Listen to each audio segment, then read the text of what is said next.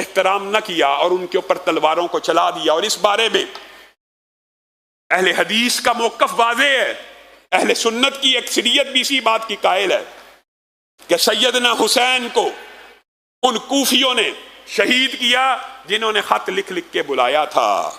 پکڑے جانے کے اندیشے پہ سیدنا حسین سے غداری کی. آج آپ جتنے بھی مناظر دیکھتے ہیں، خطوں کا خیمہ جلنا اور اس طرح کی منظر کشی، یہ ساری کی ساری باتیں، ہمارا اس بارے میں یہ ذہن ہے. لیکن پھر بھی بات آئی ہے تو کہہ دیتا ہوں، یہ بات بھی یاد رکھنی چاہیے، آپ کا اور میرا عقیدہ ہونا چاہیے. رسول اللہ صلی اللہ علیہ وسلم نے یہ بھی فرمایا تھا، اے اللہ میں حسن سے اور حسین سے محبت کرتا ہوں. اللہ سے گزارش کر رہے ہیں، اے اللہ میں حسن اور حسین سے محبت کرتا ہوں. اے اللہ جو ان دونوں سے محبت کرے تو بھی اس سے محبت فرما. حسن و حسین کی محبت بھی ایمان کا حصہ ہے، جس طرح صحابہ کی محبت ایمان کا حصہ، جس طرح ابو بکر و عمر و عثمان کی محبت سکھانی چاہیے، اسی طرح اپنی اولاد کو حسن و حسین کی محبت بھی سکھلانی چاہیے. بات آئی ہے تو یہ بات بھی سن لیجئے. لوگ کہتے ہیں جی یہ جی قاتلین حسین کے ہمدرد. اہل سنت کے اوپر یہ بہت بڑا الزام ہے. ایسے جھوٹے الزاموں کے اوپر بھی لعنت ہے کہ یہ کس قسم کا بہتان ہے. ہم یہ سمجھتے ہیں کہ سیدنا حسین کے قتل میں جو ملعون ملوث ہے اس کے اوپر قیامت تک کے لیے لعنتیں برستی ہیں، لیکن یہ کہنا فلاں ملوث ہے فلاں ملوث ہے، یہ بات ثابت نہیں ہے. کون ملوث ہے؟ سیدھا آپ دو ٹوک موقف اختیار کریں. وہی جو سیدنا علی نے طلحہ و زبیر کے قاتلوں کے بارے میں کہا تھا. زبیر کا سر لے کے آ گیا تھا نا حضرت علی کے پاس، حضرت علی کا لشکری آ گیا تھا کہ شاید انعام ملے گا، شاید تواضع ہوگی، اور آ کے کہنے لگا دیکھیے زبیر کتنے بڑے جرنیل کا سر ہے. حضرت علی نے جواب میں کیا کہا تھا؟ تجھے جہنم کی بشارت ہو. میں نے نبی سے سنا تھا ہر نبی کا ایک حواری ہوتا ہے اور میرا حواری زبیر ہے، تو اس کا سر کاٹ کے لایا کہ علی تجھے انعام دے گا، تجھے جہنم کی بشارت ہو. وہی ہمارا عقیدہ ہے. حسین کے قتل میں ملوث ہر فاسق فاجر بے ایمان لعنتی کے اوپر قیامت تک کے لیے لعنتیں اور اس کے لیے جہنم کی بشارت ہے. لیکن معین کر دینا کسی کو کہ فلاں ہے فلاں ہے فلاں ہے، اگر آپ تاریخ کے اوراق الٹیں گے تو اس خانوادے کے باقی رہنے والے جتنے بھی افراد ہیں جنہوں نے، جو باقی زندہ رہے، جو عینی شاہد ہے اس واقعے کے، انہوں نے جن کو قاتل کہا ہم انہیں قاتل مانتے ہیں، انہوں نے جن کو قاتل نہ کہا ہم ان کو قاتل نہیں مانتے. وہی بچے تھے نا، وہی عینی شاہد ہیں، انہی کو پتہ ہے کہ کون قاتل ہیں. جو گواہیاں ان کی ہیں انہی کو سکہ مانا جائے گا. 300 سال بعد کوئی راوی اٹھ کے کہ کربلا میں یہ ہوا وہ ہوا، یہ کہانی ہے. 300 سال بعد اس واقعے کے جو عینی شاہد ہیں زندہ بچنے والے، صرف وہ جو بات کہیں گے وہی سکہ ہے. اگر آپ کا اور میرا یہ عقیدہ ہو، یہ نظریہ ہو، تو امت سے اختلاف ختم ہو جائے، امت آج بھی ایک ہو جائے. ہم حضرت حسین کے قتل میں ملوث ہر کردار کو لعنتی سمجھتے، ملعون مانتے، اس کا کوئی اکرام نہیں کرتے. جس طرح سیدنا عثمان کے قاتلین کا کوئی اکرام نہیں ہے، جس طرح سیدنا علی کے قاتلین کا کوئی اکرام نہیں ہے، طلحہ و زبیر کے قاتلین کا کوئی اکرام نہیں ہے، اسی طرح سیدنا حسین کے قاتلوں کا بھی کوئی اکرام نہیں. اللہ رب العزت جو کہا گیا، جو سنا گیا، اس کو سمجھنے کی توفیق عنایت فرمائے.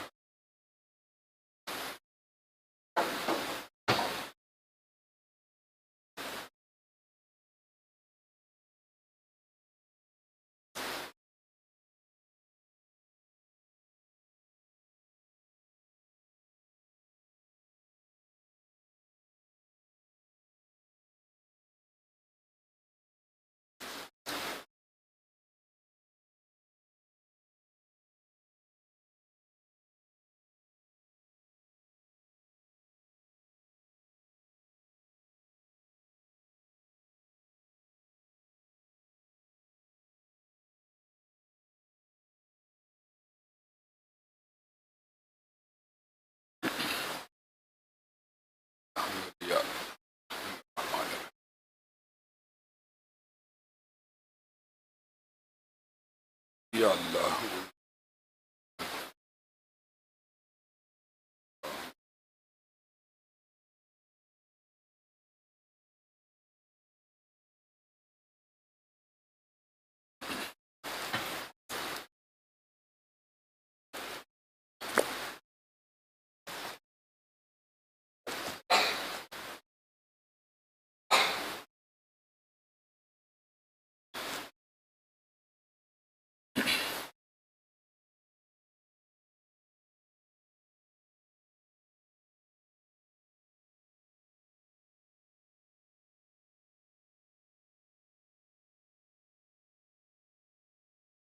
ان الحمد للہ نحمده ونستعینه ونستغفره ونؤمن به ونتوکل علیہ ونعوذ باللہ من شرور انفسنا ومن سیئات اعمالنا من يهده الله فلا مضل له ومن يضلل فلا هادي له واشهد ان لا اله الا الله واشهد ان محمدا عبده ورسوله اما بعد فان خير الحديث كتاب الله وخير الهدي هدي محمد صلى الله عليه وسلم وشر الامور محدثاتها وكل محدثة بدعة وكل بدعة ضلالة وكل ضلالة في النار۔ معزز سامعین گرامی قدر، واقعات تو بہت سے ہوتے ہیں اور اس کے اوپر لوگوں کی خواہش بھی ہوتی ہے کہ اس بات کے اوپر آواز کو اٹھایا جائے، لیکن آئے روز پاکستان کے اندر جس قسم کے واقعات ہو رہے ہیں، ہم کس کس واقعے کے اوپر آواز کو اٹھائیں؟ نازل کر تو عیسیٰ کو یا بیج ہدایہ مہدی کو، دیکھ دجال آزاد ہوئے اور پھولوں کے کیا حال ہوئے۔ وہ رضوانہ نامی بچی گھر کی ملازمہ، کم عمر، چھوٹی عمر کی، اس کو ایک قسم کا ذبح کر دیا گیا، سر کے اوپر چمچے مارے گئے، اتنا برا تشدد کیا گیا۔ کس نے کیا؟ پہلے سول جج عاصم حفیظ صاحب کہتے ہیں میں نے تو نہیں کیا، گھریلو ملازم ہے، بیوی نے کیا ہوگا یا کسی نے کیا ہے۔ بچی کہتی ہے کہ میرے سر کے اوپر چمچے مار مار کے زخم بنا دیے، پھر ان کے اوپر علاج نہ کروایا، یہاں تک کہ زخموں میں کیڑے پڑ گئے، اور کیڑے پڑنے کے بعد جب میں رات کو بلکتی اور چیختی تھی مجھے کھانا نہیں تھا دیا جاتا۔ یہ سول جج عاصم حفیظ صاحب کی بیوی کا کردار ہے۔ یہاں تک بات ہوتی اور قانون اور آئین حرکت میں آتا، آپ اور میں سیٹسفائی ہو جاتے کہ ایک ظلم ہوا ہے، اس کا مداوع کیا جا رہا ہے، لیکن یہ ایک داستان ہے ہمارے بسیدہ نظام کے بارے میں۔ ایک ظلم ہوا، تشدد ہوا، پھر اس ظلم کی آڑ میں ایک دلیر پولیس افسر نے، جو اطلاعات میں اس کے مطابق گفتگو کر رہا ہوں، سٹیپ اٹھایا۔ عمومی طور پہ کیا ہوتا ہے، عوام پولیس سے تنگ آتی ہے، پولیس کے ظلم سے۔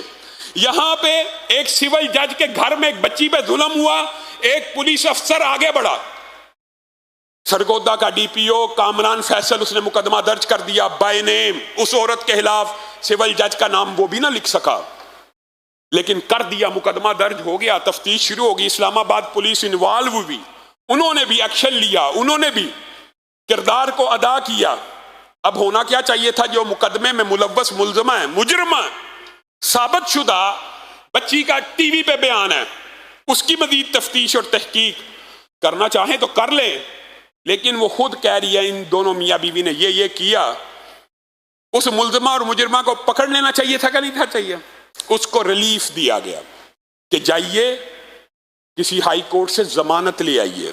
اور دکھ اور افسوس ہے، آج یقین مانیے آپ کے سامنے ایک عرصہ بیت گیا، اداروں کا احترام کرتے ہیں، ججوں کا احترام کرتے ہیں، لیکن دکھ ہوتا ہے، ہائی کورٹ کا ایک جسٹس ہے، اس نے ریمارکس پاس کیے کہ ہم سول جج کی بیوی کو گرفتار نہیں ہونے دیں گے، انا للہ و انا الیہ راجعون، اور اس کی ضمانت لے لی، اور 30 تاریخ تک اس کی ضمانت موجود ہے۔ یہ عبوری ضمانتیں لینے والے جج اللہ کے لیے کبھی تنہائی میں سوچا تو کریں، اگر میری بیٹی ہوتی اور اس کے اوپر یہ ظلم ہوتا، کیا پھر بھی میں ضمانت لے لیتا؟ اس کو گرفتار نہیں کرنے دیا جا رہا۔ ایک کمیونٹی ہے، پیٹی پر آقا ایک کنسپٹ ہے پاکستان میں، جو جس شعبے سے منسلک ہے اس شعبے کا بندہ ظلم کرے اس کے ساتھ کھڑے ہو جائیں گے، ظالم بھی ہوگا ساتھ کھڑے ہوں گے۔ سارے ججز اس ایک جج کو بچانے کے لیے ایک ہو چکے ہیں۔ یہ دکھ اور افسوس کی بات ہے کہ نہیں ہمارے نظام کے اوپر؟ اور میں کہتا ہوں ہائی کورٹ کو سوچنا چاہیے کہ میں کیا کر رہا ہوں۔ قانون اندھا ہوتا ہے لیکن جج اندھے نہیں ہوتے۔